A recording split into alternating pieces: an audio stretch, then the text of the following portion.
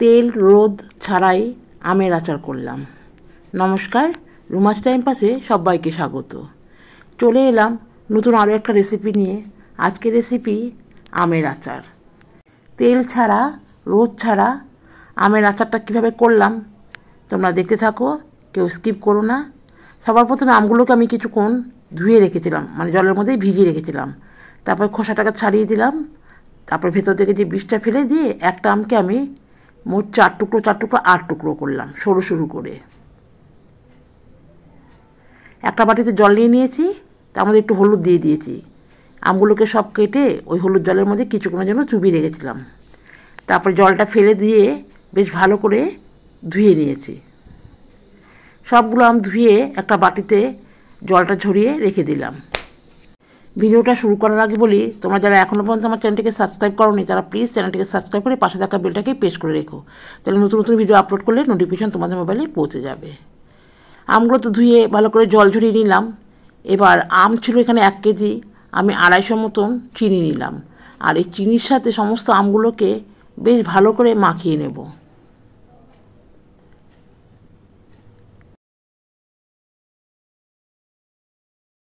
আমি যে চিনিটা ব্যবহার করছি সেই চিনির দানাটা ছিল খুবই ছোটো ছোটো। তোমরা চাইলে চিনিটাকে মিক্সিতে গুঁড়ো করে নিতে পারো, তবে আমি গুঁড়ো করিনি কারণ চিনির দানাটা খুবই ছোটো ছোটো ছিল।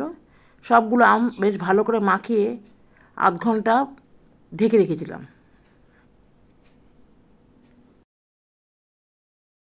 যেহেতু চিনিটা একটু ছোটো দানা ছিল তাই আমি আলাদা করে কোনো গুঁড়ো করিনি। তোমরা চাইলে চিনিটাকে মিক্সিতে পেস্ট করে নিতে পারো। আচারটা তৈরি করার জন্য একটা মশলা তৈরি করতে লাগবে। কড়াইটাকে গরম করে 1 চামচ মতন পাঁচফোড়ন, 1 চামচ জিরে, 1 চামচ ধনে, 2টো শুকনো লঙ্কা, একটা তেজপাতা। গ্যাসের ফ্লেমটাকে কমিয়ে শুকনোভাবে বেশ কিছুক্ষণ ভাজা ভাজা করে নেব।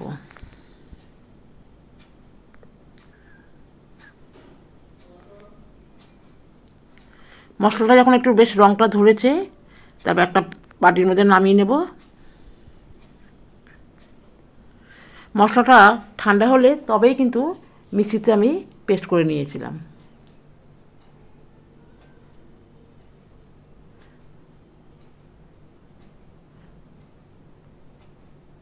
পেস্টটা ঠিক এই রকম হবে, মানে একদম গুঁড়োও হবে না, একটু দানা দানা থাকবে। মশলাটা আমার তৈরি।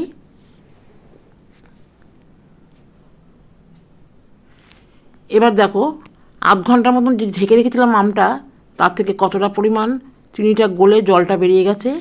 এবার আমটাকে কড়াইতে বসিয়ে সিদ্ধ করে নেব। চিনির রস সমেত দিয়ে দিলাম। একটু রঙের জন্য একদম সামান্য পরিমাণ একটু লাল লঙ্কা গুঁড়ো দিলাম, আর খুব সামান্য একটু হলুদ গুঁড়ো দিলাম। আর যেহেতু আমটা খুবই টক, পরিমাণ মতন একটু নুনও দিয়ে দিলাম। দিয়ে বেশ ভালো করে মিশিয়ে নিয়ে ঢেকে রেখে দেব। মোটামুটি 2 থেকে 3 মিনিট পরে আমগুলো যেহেতু কচি ছিল বেশ অনেকটাই সিদ্ধ হয়ে এসেছে। আর মশলা যে তৈরি করে রেখেছিলাম সেখান থেকে কিছুটা পরিমাণ মশলাটা এই চিনির জলের মধ্যে দিয়ে দিয়েছি। আর আমগুলো দেখো একটা কিন্তু গলেনি। আরও কিছুক্ষণ যে জলটা আছে সেটাকে শুকিয়ে নেব। বেশ অনেকটা সময় নাড়িয়ে নাড়িয়ে এই পর্যায়ে যখন আসবে আর একটু শুকাতে হবে, তবে খুব বেশি শুকাবো না, কারণ যখন ঠান্ডা হবে তখন কিন্তু আরও শক্ত হয়ে যাবে। ঠিক এই অবস্থায় আমি শুকনো মশলাগুলোকে ওপরে দিয়ে দিলাম। দিয়ে মশলার সাথে আমটাকে বেশ ভালোভাবে হালকা হালকাভাবে নাড়িয়ে দিচ্ছি।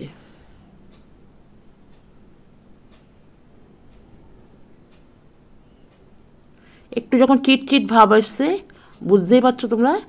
এবার আর 1 মিনিট মতো নাড়িয়ে নিয়ে ঢেকে রেখে দেব।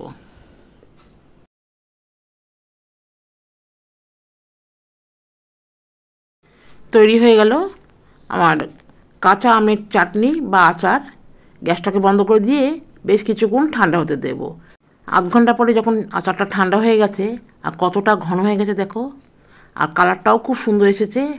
তোমরা চাইলে এরকম ডিব্বায় ভরে রাখতে পারো কিংবা কাচের বয়ামের মধ্যেও রেখে দিতে পারো। আর যেহেতু একটু ভিনিগার দিয়েছি তাই জন্য আচারটা খুব বেশি তাড়াতাড়ি নষ্ট হবে না। তৈরি হয়ে গেল আমের আচার। কেমন লাগলো অবশ্যই কিন্তু লাইক কমেন্টস করে জানিও। আর ভালো লাগলে চ্যানেলটাকে সাবস্ক্রাইব করে দিও। ধন্যবাদ সকলকে।